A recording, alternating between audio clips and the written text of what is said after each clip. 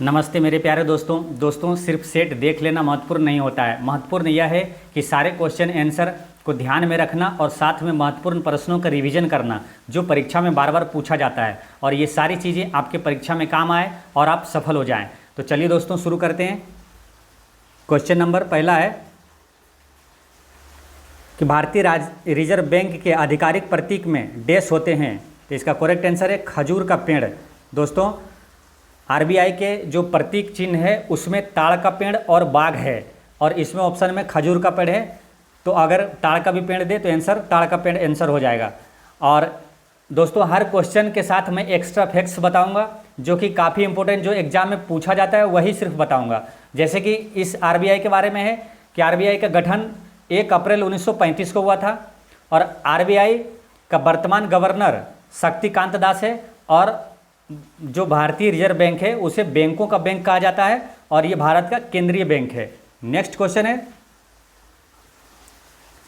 भारतीय reserve bank के governor के रूप में कार्य करने वाले एकमात्र प्रधानमंत्री कौन है। तो इसका करेक्ट आंसर है डॉक्टर मनमोहन सिंह जी एकमात्र प्रधानमंत्री है जो कि आरबीआई के गवर्नर के रूप में काम किए थे।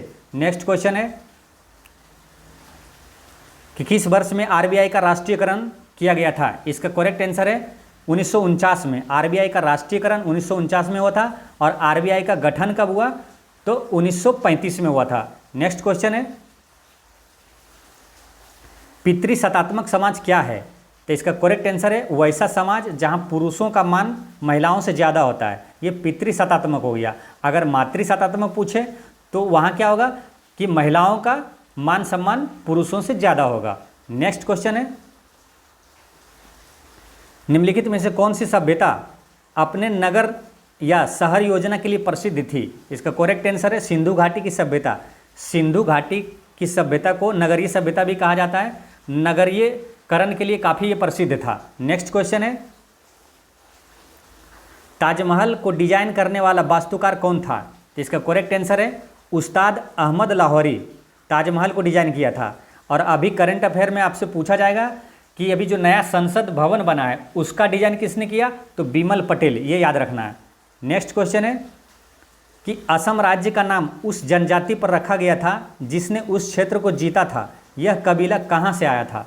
तो इसका करेक्ट आंसर है कि थाईलैंड से आया था, ऑप्शन नंबर डी, यह थाईलैंड से आया था। दोस्तों थाईलैंड का प्राचीन नाम श्याम देश भी था, इसे भी ध्यान रखना है।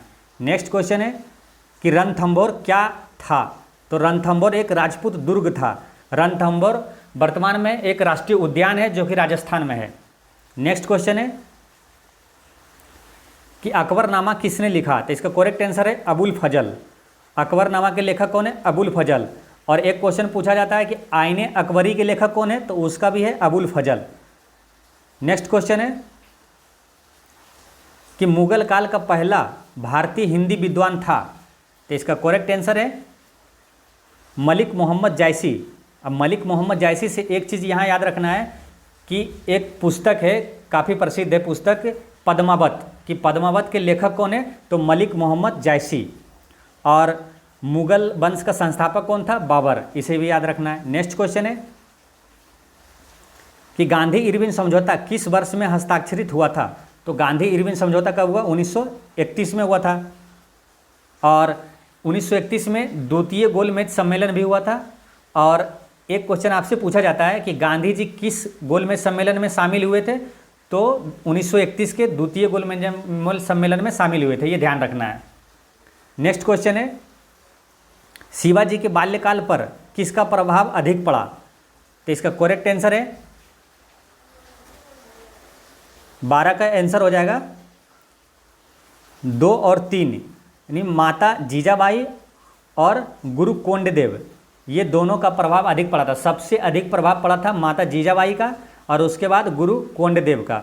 यहाँ एक क्वेश्चन आपसे पूछा जाता है कि शिवाजी के गुरु कौन थे, तो गुरु थे ये गुरु कोंडदेव। अगर आपसे पूछ लिया जाए कि शिवाजी के आध्यात्मिक गुरु कौन थे, तो वो थे रामदास, इसे ध्यान रखना है।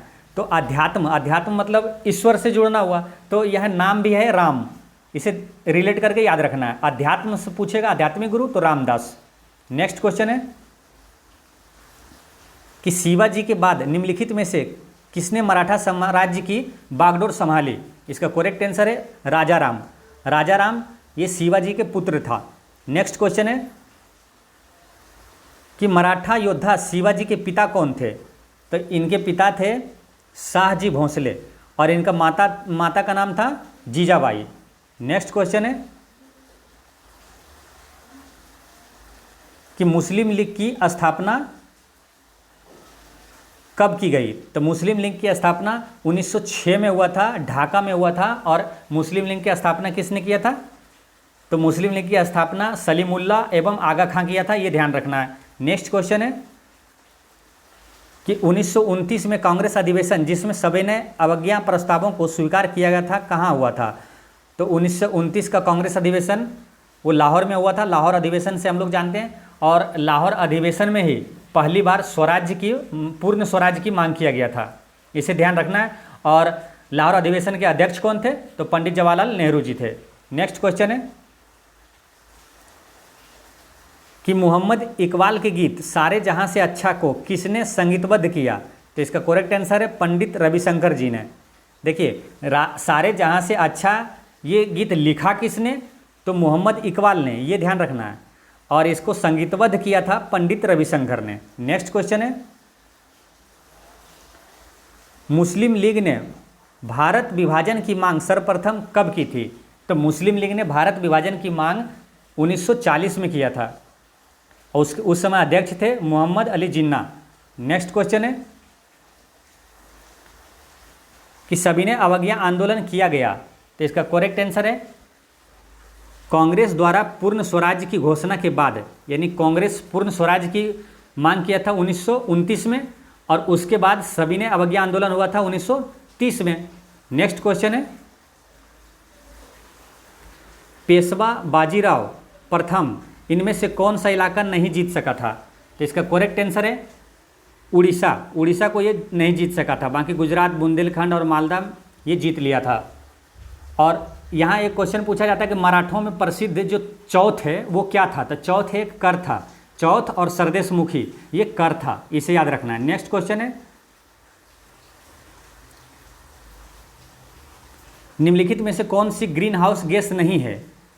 तो इसका करेक्ट आंसर है कार्बन मोनोऑक्साइड। ये ग्रीन हाउस गैस नहीं है। ग्रीन हाउस गैस है कार्बन डाइऑक्साइड, जलवाष्प, नाइट्रस ऑक्साइड और क्लोरोफ्लोरोकार्बन। सबसे ज़्यादा खतरनाक होता है ये CFC, क्लोरोफ्लोरोकार्बन। नेक्स्ट क्वेश्चन है निम्नलिखित में से किस वैज्ञानिक ने यह सिद्ध किया कि सूर्य के चारों ओर प्रत्येक नक्षत्र का मार्ग दीर्घवृत्ताकार है? मतलब किस वैज्ञानिक ने यह सिद्ध किया था कि सूर्य के चारों ओर प्रत्येक नक्षत्र का मार्ग दीर्घवृत्ताकार है? तो ये सिद्ध किया था केपलर ने। इसका ऑप्शन देखते हैं। Option number 1 Kepler. और यहाँ 2 क्वेश्चन आपसे पूछा जाता है कि ग्रहों की खोज किसने किया? तो विलियम हर्शेल ने किया था। और सौरमंडल की खोज किसने किया? कोपरनिकस ने। और ग्रहों की गति का नियम किसने दिया? केपलर ने। यहाँ ध्यान रखना है कि ग्रहों की खोज विलियम हर्शेल और ग्रहों की गति का नियम केपलर ने दिया। नेक्स्ट क्वेश्चन है धूमकेतु किसके चारों ओर चक्कर लगाते हैं? दोस्तों सूर्य के चारों ओर धूल कण और पत्थर, छोटे छोटे पिंड जो चक्कर लगाने वाले होते हैं वो धूमकेतु कहलाता है। तो सूर्य के चारों ओर चक्कर लगाते हैं। नेक्स्ट क्वेश्चन है निम्नलिखित में से किस बायोम को विश्व की ब्रेड बास्केट कहा जाता है? इसका करेक्ट आंसर है मध्य अक्षांश घास स्थल को ब्रेड बास्केट कहा जाता है। नेक्स्ट क्वेश्चन है लंबे स्टेपिल किस्म की कपास मुख्यतः निम्नलिखित में से किस देश में उगाई जाती है? इसका करेक्ट आंसर है मिस्र में उगाई जाती है। लंबे स्टेपिल किस्म की कपास मिस्र में उगाई जाती है। नेक्स्ट क्वेश्चन है कि चिपको नारा पारिस्थितिकी अस्थाई अर्थव्यवस्था है, किसने गढ़ा था? दोस्तों चिपको जब भी जिक्र हो तो चिपको के साथ आपके दिमाग में सुंदरलाल बहुगुणा आना चाहिए। सुंदरलाल बहुगुणा, क्योंकि चिपको आंदोलन के जो प्रणेता थे वो सुंदरलाल बहुगुणा थे। चिपको आंदोलन वृक्ष के कटाई के विरुद्ध में किया गया था, ये उत्तराखंड में शुरू हुआ था। तो इसका आंसर है सुंदरलाल बहुगुणा, यानी कि चिपको आंदोलन के दौरान ही सुंदरलाल बहुगुणा ने कहा था कि पारिस्थितिकी अस्थाई अर्थव्यवस्था है। नेक्स्ट क्वेश्चन है भारत में जंगली गधा कहाँ पाया जाता है? तो इसका करेक्ट आंसर है कच्छकरन में। कच्छकरन कहाँ? गुजरात में। नेक्स्ट क्वेश्चन है, भारत में सबसे बड़ा बाघ अभ्यारण्य है? तो इसका करेक्ट आंसर है नागार्जुन सागर श्रीशैलम बाघ अभ्यारण्य। दोस्तों बुक में इसका आंसर गलत दिया है, जिम कॉर्बेट दिया हुआ है, जबकि जिम कॉर्बेट जो है वो भारत का पहला राष्ट्रीय पार्क है, पहला राष्ट्रीय उद्यान है। तो सबसे बड़ा बाघ अभ्यारण्य कौन हो गया? नागार्जुन सागर श्रीशैलम पूरा नाम है इसका। और आपसे अगर पूछा जाता है कि भारत का सबसे छोटा बाघ अभ्यारण्य कौन है, तो छोटा में है उसका बोर टाइगर रिजर्व। इसे याद कैसे रखना है? तो देखिए, बोर मतलब होता है छिद्र, छोटा सा छिद्र, यानी कि छोटा, सबसे छोटा बाघ अभ्यारण्य क्या है? बोर। नेक्स्ट क्वेश्चन है, निम्नलिखित में से कौन सी किस्म गेहूं की HYV नहीं है? तो इसका करेक्ट आंसर है रत्ना, क्योंकि रत्ना जो है वो धान की किस्म है। नेक्स्ट क्वेश्चन है, भारतीय कृषि में जुलाई से अक्टूबर नवंबर तक की अवधि को कहते हैं? तो जुलाई अभी है वर्तमान में, तो जुलाई में क्या अभी लगाया जाता है? धान लगाया जाता है। तो धान आता है खरीफ के मौसम में, ये खरीफ का मौसम कहलाता है। नेक्स्ट क्वेश्चन है, और रबी के मौसम में क्या होता है? वो गेहूं होता है। नेक्स्ट क्वेश्चन है कि हरित क्रांति किस वर्ष में आरंभ हुई थी? तो हरित क्रांति किस वर्ष आरंभ हुई थी? इसका करेक्ट आंसर है 1960 में। यहाँ दो क्वेश्चन पूछा जाता है कि हरित क्रांति के जनक कौन है? तो नॉर्मन बोरलॉग। और भारत में हरित क्रांति के जनक कौन है? तो MS स्वामीनाथन। नेक्स्ट क्वेश्चन है 32, निम्नलिखित में से कौन सा भारतीय कृषि में निम्न उत्पादकता का कारण नहीं है? दोस्तों इसका करेक्ट आंसर है सहकारी खेती, क्योंकि सहकारी खेती जो है ना चीन और अफ्रीका में होता है। और भारतीय कृषि का निम्न उत्पादकता का कारण है अपर्याप्त निवेश की उपलब्धता, जोत उपविभाजन एवं विखंडन, और वित्त और विपणन की अल्प सुविधाएं। नेक्स्ट क्वेश्चन है, निम्नलिखित में से कौन सा घटक हरित क्रांति लाने वाली कृषि नीति का अंग नहीं रहा है? इसका करेक्ट आंसर है निर्धारित अधिकतम मूल्य। इसे ध्यान रखना है। नेक्स्ट क्वेश्चन है, हरित क्रांति सबसे अधिक सफल रही? ये इंपॉर्टेंट क्वेश्चन है, हर बार पूछा जाता है। हरित क्रांति किस राज्य में सबसे ज़्यादा सफल रही? तो पंजाब, हरियाणा और उत्तर प्रदेश में ये सफल रही, सबसे ज़्यादा पंजाब में। नेक्स्ट क्वेश्चन है, रेड क्लिफ लाइन निम्नलिखित में से किन दो देशों के बीच की सीमा रेखा है? तो इसका करेक्ट आंसर है भारत और पाकिस्तान के बीच है। यह सीमा रेखा का निर्धारण 1947 में हुआ था, ये ध्यान रखना है। नेक्स्ट क्वेश्चन है, मूल्य सिद्धांत को अन्य किस नाम से जाना जाता है? तो इसका करेक्ट आंसर है व्यष्टि अर्थशास्त्र, यानी कि मूल्य सिद्धांत को व्यष्टि अर्थशास्त्र भी कहते हैं। अब यहाँ एक इंपॉर्टेंट चीज़ ध्यान रखना है कि अर्थशास्त्र के जनक कौन है? Adam Smith. नेक्स्ट क्वेश्चन है कि आंतरिक लेन देन किससे संबंधित है? इसका करेक्ट आंसर है शेयर बाजार से। आंतरिक लेन देन शेयर बाजार से संबंधित है। नेक्स्ट क्वेश्चन है, आय बढ़ने के साथ वस्तु की मांग बढ़ती है तो उस वस्तु को कहा जाता है उच्चतर वस्तु। उच्चतर वस्तु में क्या है इसका गुण कि आय बढ़ा तो इसकी मांग भी बढ़ती है। नेक्स्ट क्वेश्चन है, भारत में किस कारण कृषि की उपलब्धि अपने अधिकतम स्तर तक नहीं पहुंच पाई है? तो इसका करेक्ट आंसर है छोटी जोत के कारण। नेक्स्ट क्वेश्चन है, इनमें से कौन सा उत्पादक का कारक नहीं है? कौन सा उत्पादक का कारक नहीं है? ऑप्शन देखते हैं। तो इसमें उत्पादक का कारक नहीं है ये बैंकों का ऋण, इसे याद रखना है। नेक्स्ट क्वेश्चन है, व्यक्तिगत प्रत्यक्ष करों के भुगतान के बाद लोगों के पास बची आय को क्या कहा जाता है? तो इसका करेक्ट आंसर है प्रयोज्य आय। दोस्तों प्रयोज्य आय होता है क्या कि कर के भुगतान के बाद जो लोगों के पास आय बच जाती है उसे प्रयोज्य आय कहते हैं। नेक्स्ट क्वेश्चन है, अगर किसी राज्य की विधानसभा में किसी पार्टी को पूर्ण बहुमत प्राप्त नहीं है तो राज्यपाल किसके द्वारा कार्य करेगा? किसी पार्टी को अगर पूर्ण बहुमत प्राप्त नहीं होता है तो राज्यपाल अपना वहाँ स्व विवेक से काम करता है। इसका करेक्ट आंसर हो जाएगा अपने विवेक के द्वारा। नेक्स्ट क्वेश्चन है, इनमें से किस राज्य में विधान परिषद है? तो विधान परिषद अभी वर्तमान में 6 राज्य में है, तो इसे याद रखना है। तो इसे याद कैसे रखना है कि महा, आंध्रा, बहरा, काना, ये 4 राज्य हो गया। मैं इसका बताता हूँ डिटेल्स। महा, आंध्रा, बहरा, काना 4, उत्तर तेलंगाना 6 राज्य। देखिए महा, आंध्रा, बहरा, काना 4 राज्य हो गया। उत्तर तेलंगाना, महा, आंध्रा, बहरा, काना यानी महाराष्ट्र, आंध्र प्रदेश, बहरा मतलब बिहार, काना यानी कर्नाटक, उत्तर प्रदेश, तेलंगाना, ये 6 राज्य हैं जहां विधान परिषद है। तो अगर ये लाइन आपको याद है महा, आंध्रा, बहरा, काना, तो जैसे ही आप ये लाइन बोलिएगा तो आपको ऑप्शन में दिख जाएगा आंध्रा यानी आंध्र प्रदेश में विधान परिषद है। तो याद रखना है महा, आंध्रा, बहरा, काना, उत्तर तेलंगाना। इसका करेक्ट आंसर हो जाएगा आंध्र प्रदेश, यहाँ विधान परिषद है। नेक्स्ट क्वेश्चन है, इनमें से किस अनुच्छेद के तहत विधान परिषद का गठन या उसे समाप्त किया जा सकता है?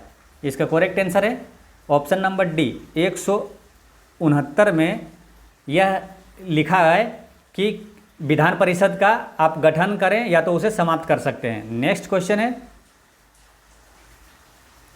संविधान के अनुच्छेद 211 के तहत विधायिका में चर्चा पर प्रतिबंध लगाया गया है, यह किसके अंतर्गत आता है? तो इसका आंसर क्या है दोस्तों? इसका करेक्ट आंसर हो जाएगा राज्य सरकार के अंतर्गत आता है। देखिए अनुच्छेद 211 में यह है कि सुप्रीम कोर्ट या तो हाई कोर्ट के न्यायाधीश अगर अपने कार्य के प्रति कोई लापरवाही होता है तो उसका चर्चा विधानमंडल में नहीं होगा, ये प्रतिबंध है। सुप्रीम कोर्ट और हाई कोर्ट के न्यायाधीश के बारे में विधानमंडल में चर्चा नहीं होगा, ये अनुच्छेद 211 में कहा गया है, ये राज्य सरकार के अंतर्गत है। नेक्स्ट क्वेश्चन है, राज्य विधानसभा के सदस्यों की अधिकतम निर्धारित संख्या क्या है? तो इसका करेक्ट आंसर है 500, यानी कि राज्य विधानसभा में अधिकतम 500 सीट हो सकती है और न्यूनतम कितना हो सकता है? तो 60, इसे याद रखना है। और एक क्वेश्चन आपसे वर्तमान में पूछेगा, वर्तमान में सबसे ज़्यादा विधान जो सीट है वो किस राज्य में है? तो उत्तर प्रदेश में है, 403 विधानसभा सीट है वहाँ यूपी में, और सबसे कम है सिक्किम में। नेक्स्ट क्वेश्चन है, विधान परिषद में कितने सदस्यों को राज्यपाल द्वारा मनोनीत किया जाता है? तो इसका करेक्ट आंसर है ऑप्शन नंबर सी, विधान परिषद की कुल संख्या का 1/6 भाग, इसे याद रखना है। विधान परिषद की कुल संख्या का 1/6 भाग राज्यपाल द्वारा मनोनीत होता है। नेक्स्ट क्वेश्चन है कि संविधान के अनुच्छेद 187 के अनुसार राज्य विधानसभा का सचिवालय किसके अधीन आता है? यानी कि अनुच्छेद 187 में ये जिक्र है कि राज्य विधानसभा का सचिवालय वो राज्य सरकार के पास होगा। इसका करेक्ट आंसर हो गया option number A. Next question है,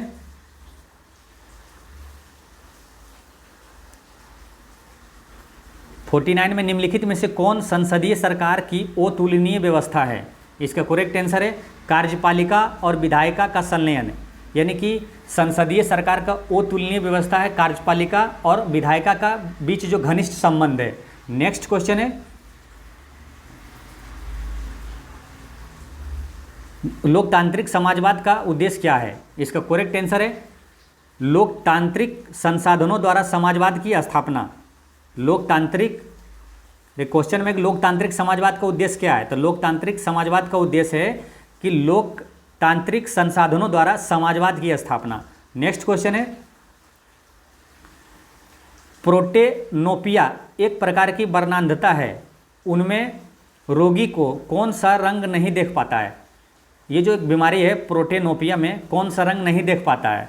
तो हरा, लाल और नीला, इसमें से कोई रंग को नहीं देख पाता है, उपर्युक्त सभी। अब यहाँ से आपको ध्यान में आना चाहिए कि नीला, हरा, लाल प्राथमिक रंग है। अगर ऑप्शन में आपसे पूछ जाता है कि इसमें कौन सा प्राथमिक रंग नहीं है, ये 3 दे दिया और एक दे देता अगर अलग कलर आपको दे दिया जैसे काला दे दिया, तो वो प्राथमिक रंग नहीं है। इसे याद कैसे रखना है? नेहाल, नेहाल बोलना कि वो बालक नेहाल कर दिया, यानी कि नीला, हरा, लाल, नीला, हरा, लाल, ये प्राथमिक रंग है, ये तीनों। नेक्स्ट क्वेश्चन है कि डॉपलर प्रभाव लागू होता है तो इसका करेक्ट आंसर है ऑप्शन नंबर डी, प्रकाश तरंगों और ध्वनि तरंग दोनों पर डॉपलर प्रभाव लागू होता है, प्रकाश तरंगों पर भी और ध्वनि तरंगों पर भी। नेक्स्ट क्वेश्चन है कि सेंटीग्रेड स्केल का आविष्कार किसने किया था? तो सेंटीग्रेड हम लोग जैसे नापते हैं ना डिग्री सेल्सियस, सी में लिखते हैं, तो इसका करेक्ट आंसर है सेल्सियस, एर्नस्ट सेल्सियस। सेंटीग्रेड स्केल का आविष्कार किसने किया? एर्नस्ट सेल्सियस। नेक्स्ट क्वेश्चन है तीक्ष्ण लेड विषाक्तता को कहा जाता है? इसका करेक्ट आंसर है सीसा विषाक्तता। ये क्वेश्चन में ही आंसर है, लेड में होता है सीसा, सीसा विषाक्तता को जाना जाता है सीसा विषाक्तता से। नेक्स्ट क्वेश्चन है कौन सी वायुमंडलीय परत में ओजोन परत मौजूद होती है? तो ओजोन परत मौजूद होगी ओजोन के जो नीचे वाला जो मंडल है यानी कि समताप मंडल, उसमें ओजोन परत मौजूद होती है। करेक्ट आंसर हो जाएगा ऑप्शन नंबर सी। दोस्तों ओजोन का जिक्र जब भी हो तो तुरंत दिमाग में आना चाहिए कि ओजोन संरक्षण दिवस 16 सितंबर को मनाया जाता है और मॉन्ट्रियल प्रोटोकॉल ओजोन संरक्षण से संबंधित है और ओजोन खतरनाक पराबैंगनी किरणों से हम लोगों को बचाती है। नेक्स्ट क्वेश्चन है पर्यावरण में देश की उच्च सांद्रता अम्ल वर्षा का मुख्य कारण है? तो इसका करेक्ट आंसर है सल्फर डाइऑक्साइड और नाइट्रोजन डाइऑक्साइड, नाइट्रोजन ऑक्साइड। ये क्या है, दोनों मिलकर अम्ल वर्षा बनाता है, सल्फर डाइऑक्साइड और नाइट्रोजन ऑक्साइड। नेक्स्ट क्वेश्चन है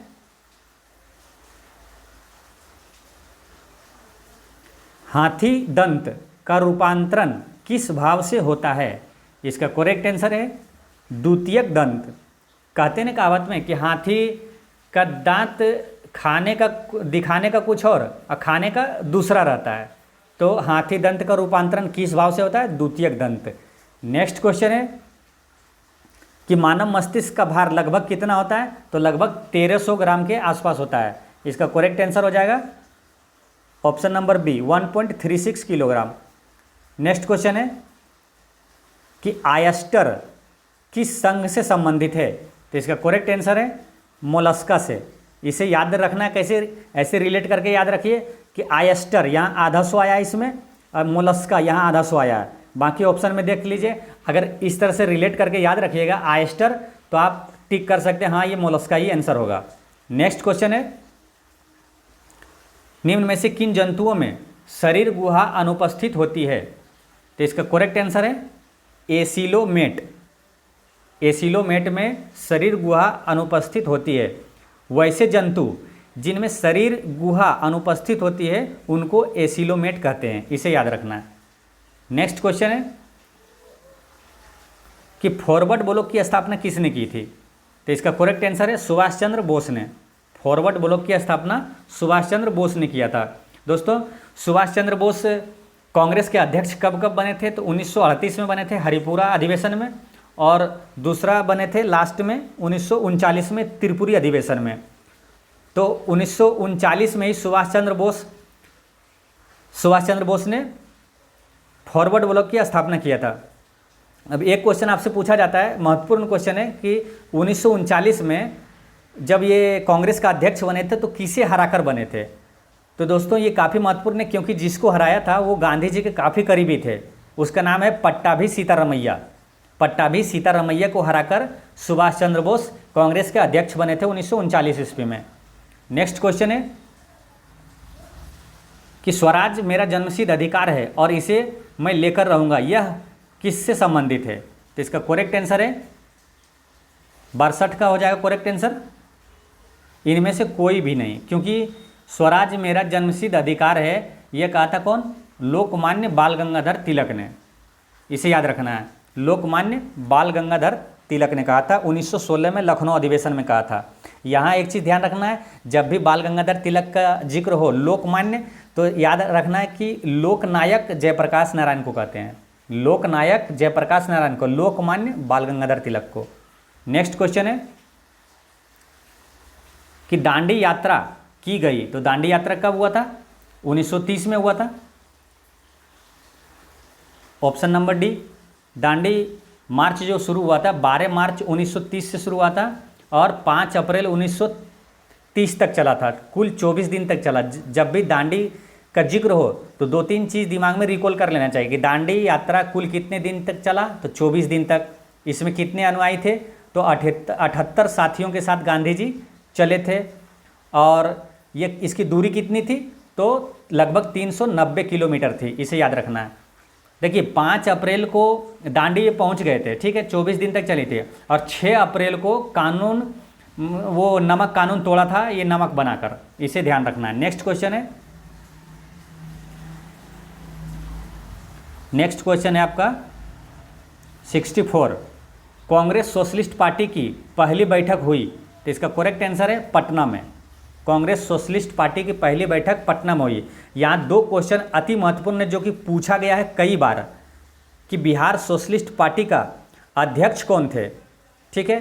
तो क्या है कि ज़्यादातर लड़के वो जयप्रकाश, जैसे ही आया सोशलिस्ट पार्टी यानी समाजवादी पार्टी, तो जयप्रकाश नारायण टिक कर देते हैं, लेकिन नहीं, अगर बिहार सोशलिस्ट पार्टी का अध्यक्ष पूछे तो आचार्य नरेंद्र देव थे, और सचिव पूछे कौन थे, तो जयप्रकाश नारायण थे। बिहार सोशलिस्ट पार्टी के प्रथम अध्यक्ष कौन थे, तो आचार्य नरेंद्र देव, और बिहार सोशलिस्ट पार्टी का सचिव थे जयप्रकाश नारायण, इसे ध्यान रखना। नेक्स्ट क्वेश्चन है, राष्ट्रीय आंदोलन में निम्न में से किसको नरम दलीय के तौर पर नहीं जाना जाता है, यानी कि नरम दल के नेता नहीं थे। तो गरम दल के नेता कौन थे, इसे याद रखना है पहले, वो क्योंकि ये आसान है। लाल बाल पाल, लाल बाल और पाल, ये तीनों गरम दल के नेता थे, प्रमुख नेता। लाल बाल पाल यानी कि लाला लाजपत राय, और ये बाल गंगाधर तिलक और बिपिन चंद्र पाल, ये तीनों गरम दल के नेता थे। तब ऑप्शन में ये देख लेंगे कौन नरम दल के नेता नहीं है, तो बाल गंगाधर तिलक है ऑप्शन में, तो ये हो जाएगा आंसर कि ये नरम दल के नेता नहीं थे। नेक्स्ट क्वेश्चन है, आज़ाद हिंद फौज की स्थापना कहाँ की गई थी। दोस्तों आज़ाद हिंद फौज की स्थापना सुभाष चंद्र बोस ने सिंगापुर में किया था, ठीक है, इसे ध्यान रखना है। और आज़ाद हिंद फौज के संस्थापक अगर पूछा जाए सिंपल में, तो उसका संस्थापक है रास बिहारी बोस। पहली बार इसका गठन 1915 में अफगानिस्तान में हुआ था। लेकिन सिंगापुर अगर आ जाए तो सिंगापुर में आज़ाद हिंद फौज की स्थापना सुभाष चंद्र बोस ने 1943 में किया था, ये ध्यान रखना है। सिंगापुर में, सुभाष चंद्र बोस सिंगापुर में। नेक्स्ट क्वेश्चन है कि 7 दिसंबर 1942 को श्री योगेंद्र शुक्ल कहाँ लाए गए। दोस्तों योगेंद्र शुक्ल वह व्यक्ति है जो कि जयप्रकाश नारायण के साथ, ये जयप्रकाश नारायण जी के साथ ये हजारीबाग जेल से फरार हुए थे, ठीक है। तो इसे मुजफ्फरपुर में गिरफ्तार कर लिए और फिर इसे पटना लाया गया था। इसका करेक्ट आंसर हो जाएगा पटना। नेक्स्ट क्वेश्चन है कि भगत सिंह, राजगुरु और सुखदेव को कब फांसी दी गई, तो इसका करेक्ट आंसर है 23 मार्च 1931 को तीनों को फांसी दिया गया था। और किस लिए दिया गया था, तो सॉन्डर्स हत्याकांड और लाहौर षड्यंत्र के मामले में इसे फांसी की सजा हुई थी। नेक्स्ट क्वेश्चन है कि जनरल डायर को किसने गोली मारकर हत्या की, तो जनरल डायर को गोली मारा था उधम सिंह ने, इसका करेक्ट आंसर हो गया डी। लेकिन एक क्वेश्चन आपको कन्फ्यूजन के हो जाता है, वहाँ पूछा जाता है कि जनरल डायर को तो उधम सिंह ने मारा था, और एक क्वेश्चन है कि कर्नल वाइली को किसने गोली मारा था, तो इसका करेक्ट आंसर हो जाता है कर्नल वाइली को गोली मारा था मदन लाल ढींगरा ने, इसे ध्यान रखना है। कर्नल वाइली के बारे में पूछेगा तो वहाँ उधम सिंह टिक नहीं कर देना, ठीक है। कर्नल वाइली को गोली किसने मारा, तो मदन लाल ढींगरा ने, इसे ऐसे रिलेट कर लीजिए, बाइली लाल। नेक्स्ट क्वेश्चन है, भारत छोड़ो आंदोलन का नेतृत्व किया था, तो भारत छोड़ो आंदोलन का नेतृत्व महात्मा गांधी ने किया था, इसका करेक्ट आंसर सी हो गया। और भारत छोड़ो आंदोलन हुआ था कब, 1942 में, या 8 अगस्त 1942 को शुरू हुआ था। नेक्स्ट क्वेश्चन है कि वन संरक्षण अधिनियम किस वर्ष किया गया था, किस वर्ष पारित हुआ था, वन संरक्षण अधिनियम किस वर्ष पारित हुआ, तो वन संरक्षण अधिनियम पारित हुआ था दोस्तों 1986 में। वन संरक्षण नहीं, सॉरी, वन संरक्षण अधिनियम 1980 में, वो पर्यावरण संरक्षण अधिनियम है वो 1986 में पारित हुआ था। वन, अब देखिए यहाँ कन्फ्यूजन होता है दोस्तों, सबको एक साथ एक बार देख लेंगे। देखिए वन्य जीव संरक्षण, आपसे अगर पूछा कि वन्य जीव संरक्षण अधिनियम कब आया, कब लागू हुआ, तो 1972 में, ठीक है। और वन संरक्षण अधिनियम 1980 में। पहले सीरियल से देख लेते हैं। वन्य हो गया 1972, उसके बाद जल प्रदूषण संरक्षण, जो जल प्रदूषण निवारण एवं उसका निवारण एवं संरक्षण अधिनियम आया था 1974 में। और वन संरक्षण अधिनियम आया 1980 में। फिर पर्यावरण संरक्षण अधिनियम 1986 में, ठीक है, इसे ध्यान रखना। वन्य जीव 72 में, जल संरक्षण अधिनियम 1974 में, और वन संरक्षण अधिनियम 1980 में। अब पर्यावरण संरक्षण अधिनियम 1986 में। इसमें दोस्तों सिर्फ दो को आप है ना, मतलब एक प्रकार से इस तरह से रट लीजिए कि दो को रट लीजिए, बाकी ऑप्शन छांट के भी आप मार सकते हैं। जैसे दो को कैसे याद करना है, जैसे जल संरक्षण अधिनियम, यानी कि जल का घनत्व अधिकतम कितने डिग्री सेल्सियस पर होता है, तो 4 डिग्री, तो ये 4 वाला मारना है। ऐसे रिलेट करके रखेंगे तो ध्यान तो रहेगा कि अगर ये 4 ऑप्शन दे दिया तो 4 वाला ही मारना है, क्योंकि जल का अधिकतम घनत्व होता है 4 डिग्री सेल्सियस पर। तो रिलेट कर लेना कि जल संरक्षण अधिनियम आया था 1974, ये 4 वाला मारना है, ठीक है। और एक पर्यावरण संरक्षण अधिनियम, इसको तो चाट जाइए क्योंकि ये काफ़ी महत्वपूर्ण है, कई बार पूछा जाता है। पर्यावरण संरक्षण अधिनियम 1986, ये 2 याद रख लीजिए, बाकी ऑप्शन वो छाट के मार देंगे। नेक्स्ट क्वेश्चन है 72 कि मॉन्ट्रियल प्रोटोकॉल का मुख्य उद्देश्य क्या है, तो इसका करेक्ट आंसर है ओजोन परत का संरक्षण। आपको कई बार दोस्तों बताते हैं कि जब भी ओजोन का जिक्र आता है तो ये ध्यान रखना कि मॉन्ट्रियल प्रोटोकॉल का संबंध ओजोन संरक्षण से है। और ओजोन दिवस कब मनाया जाता है, 16 सितंबर को। नेक्स्ट क्वेश्चन है कि पर्यावरण संरक्षण अधिनियम, अब पर्यावरण संरक्षण अधिनियम आया तो ये 1986, ये 2 चीज़ तो बोले याद रखने के लिए कि पर्यावरण संरक्षण अधिनियम, इसको पूरी चाट जाना है 1986।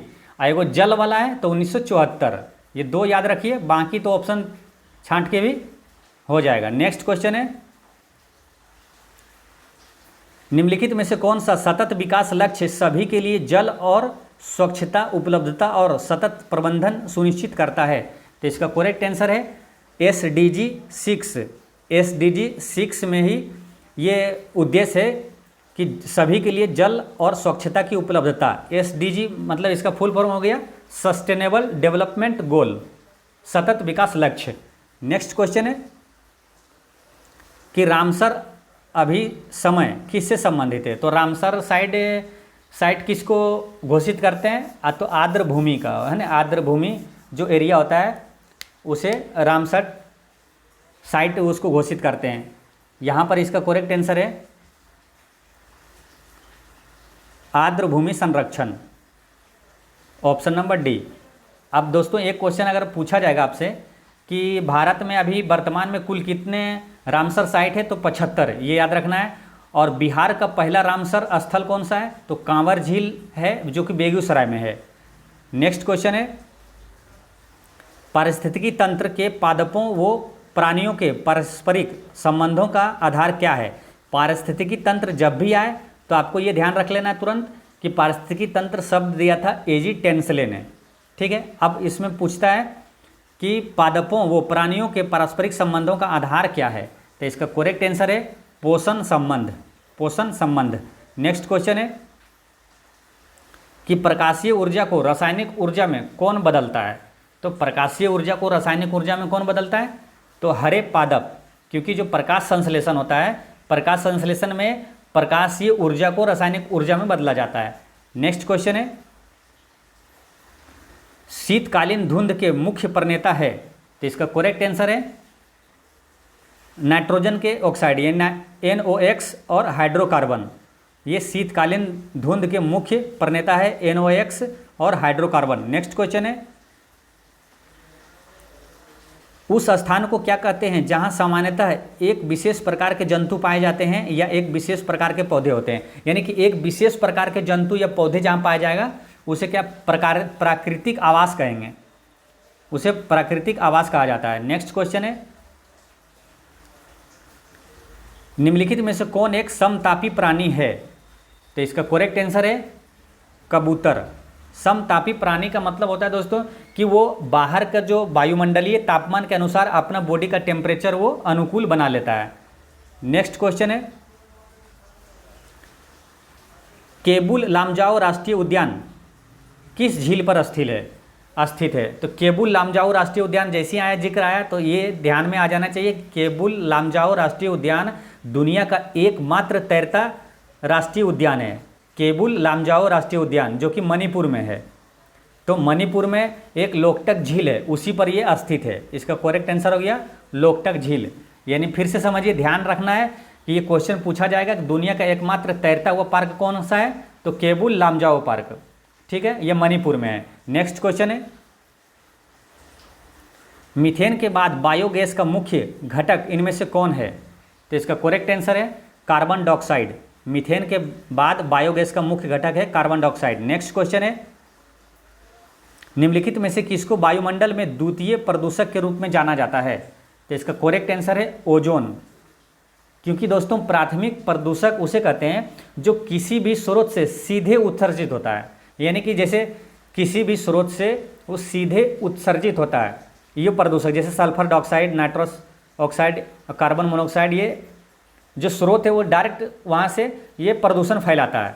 और ओजोन में क्या है, ओजोन तब बनता है जब प्राथमिक प्रदूषक और वायुमंडल में प्रतिक्रिया होती है तो ये द्वितीय प्रदूषक बनता है। जैसे कि ओजोन कैसे बनता है कि हाइड्रोजन और नाइट्रोजन ऑक्साइड जब सूरज की रोशनी की उपस्थिति में संयोजित होते हैं तो ये ओजोन प्रदूषण बनता है, द्वितीय प्रदूषक। नेक्स्ट क्वेश्चन है, खाद्य श्रृंखला डैश से शुरू होती है? तो खाद्य श्रृंखला किससे शुरू होती है? इसका करेक्ट आंसर हो जाएगा, ऑप्शन देखते हैं, प्रकाश संश्लेषण से। शुरुआत कहाँ होती है खाद्य श्रृंखला की? तो प्रकाश संश्लेषण से, option number C. Next question है कि एक पारिस्थितिकी तंत्र जैसे आया, यानी कि इसका शब्द पारिस्थितिकी तंत्र शब्द किसने दिया? तो एजी टोंसले। तो एक पारिस्थितिकी तंत्र में ऊर्जा का प्रवाह है, तो ऊर्जा का प्रवाह एक दिशीय होता है। इसमें पारिस्थितिकी तंत्र में ऊर्जा का प्रवाह एक दिशीय होता है। नेक्स्ट क्वेश्चन है कि हरे पौधे को पारिस्थितिकी में क्या कहते हैं? तो हरे पौधे कहलाता है उत्पादक। उत्पादक होता है हरे पौधे। बुक में आंसर गलत दिया हुआ है, उपभोक्ता दिया हुआ है, लेकिन नहीं, ये हरे पौधे जो होता है वो उत्पादक कहलाता है। नेक्स्ट क्वेश्चन है, तृतीय उपभोक्ता कौन होते हैं? तो इसका करेक्ट आंसर है बाज। तृतीय उपभोक्ता होते हैं यानी कि वो मांसाहारी होते हैं, या ध्यान रखना है कि मांसाहारी होते हैं। तृतीय उपभोक्ता बाज है। नेक्स्ट क्वेश्चन है, प्रकृति की सफाई कर्मी किसे कहा जाता है? तो इसका करेक्ट आंसर है गिद्ध को। गिद्ध को प्रकृति का सफाई कर्मी कहा जाता है। नेक्स्ट क्वेश्चन है कि बैक्टीरिया किस श्रेणी में आता है? तो इसका करेक्ट आंसर है अपघटक। अपघटक का मतलब होता है कि जैसे कि कोई जानवर मर गया, ठीक है, तो उसको जो बैक्टीरिया क्या करता है, उसको पूरी तरह से कहानी खत्म कर देता है, वो अपघटक कहलाता है। नेक्स्ट क्वेश्चन है 90 में, पारिस्थितिकी तंत्र में विभिन्न रासायनिक तत्वों का प्रवाह कैसे होता है? तो इसका करेक्ट आंसर है चक्रीय प्रवाह होता है। यानी कि पारिस्थितिकी तंत्र में रासायनिक तत्वों का प्रवाह चक्रीय होता है, लेकिन ऊर्जा का प्रवाह कैसे होता है? तो एक दिशीय होता है। इसे ध्यान रखना है दोस्तों। पिछले वीडियो में मैंने आपसे एक क्वेश्चन पूछा था कि बिहार में कितने अनुमंडल है? तो इसका आंसर है 101। इसे याद रखना है इसे, कि किसी को बोलते हैं ना कि अनुदान देते हैं, 101 रुपये अनुदान दिया, तो कितने अनुमंडल है बिहार में? 101। और आज का क्वेश्चन है कि चंद्रयान प्रथम कब लॉन्च किया गया था? इसका आंसर आप कमेंट में दीजिएगा, और कोई भी डाउट हो तो कमेंट में पूछिएगा। जय हिंद दोस्तों।